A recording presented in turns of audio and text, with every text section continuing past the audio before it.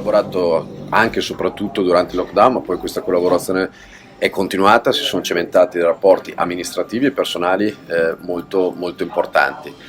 Io penso che tutto questo sia fondamentale, la filiera con il nostro governatore, con gli altri sindaci delle altre città, e come è stato detto prima, e lo sottoscrivo al 200% da Mario Conte, in questo momento c'è bisogno di continuità. Il momento è troppo complicato, troppo straordinario, stanno arrivando i fondi del PNRR, abbiamo già, come io dico sempre, il futuro è già in costruzione e questa città non può permettersi di fermarsi neanche un minuto. La parola d'ordine in questo momento è la continuità, perché siamo usciti dall'emergenza sanitaria, abbiamo fatto un lavoro straordinario, ma non ci possiamo fermare, dobbiamo continuare a poter scaricare a terra, come si dice in questi casi, tutte le opere importanti che abbiamo già messo in cantiere, e quindi il futuro della città passa assolutamente attraverso questa continuità, e ringrazio i sindaci che oggi sono venuti a trovarmi, il presidente della provincia, perché da amministratori hanno certificato quello che stiamo dicendo da tantissimo tempo, che nonostante il Covid sono state fatte delle cose molto importanti, che il Covid e il lockdown è stato il momento più difficile della storia della nostra regione, del nostro paese nel secondo dopoguerra, e che c'è bisogno di continuare,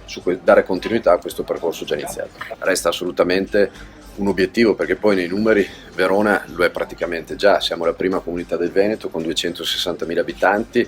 tendiamo, come ha dimostrato lo studio Confindustria, una delle poche a crescere, arrivare a 300.000 per il 2040, abbiamo un bacino con i comuni della cintura che è un bacino che praticamente arriverà a superare il 500.000 di persone, abbiamo una vicinanza con il lago che io dico sempre ci si mette meno andare da Verona alla Ziso a Peschiera che non attraversare un quartiere di Milano, quindi nella sostanza noi lo siamo già, non essere nella forma però ci penalizza, e quindi su questo lavoreremo nel prossimo futuro.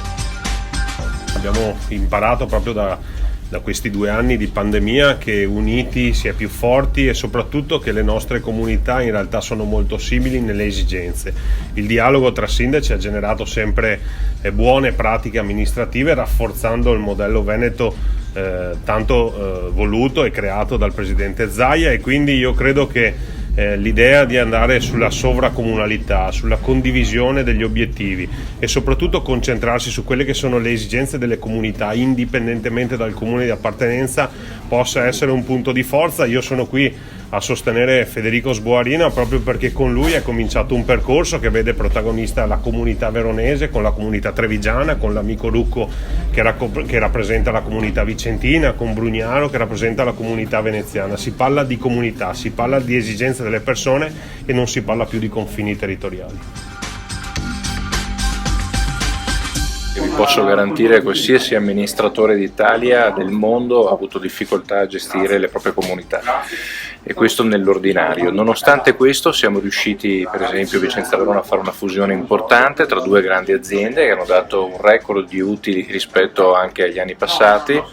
che hanno aiutato i nostri bilanci a stare in piedi, a dare servizi, a garantire servizi per i cittadini, a garantire anche un aiuto, un sostegno alle famiglie e alle imprese in difficoltà.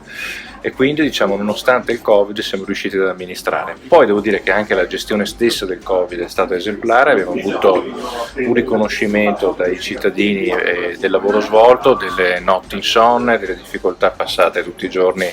perché c'erano persone che stavano male, che sono venute anche a mancare e facevano parte della nostra comunità, e quindi potete immaginare per il sindaco, del primo cittadino che è anche responsabile della salute pubblica, cosa vuol dire affrontare un'emergenza del genere.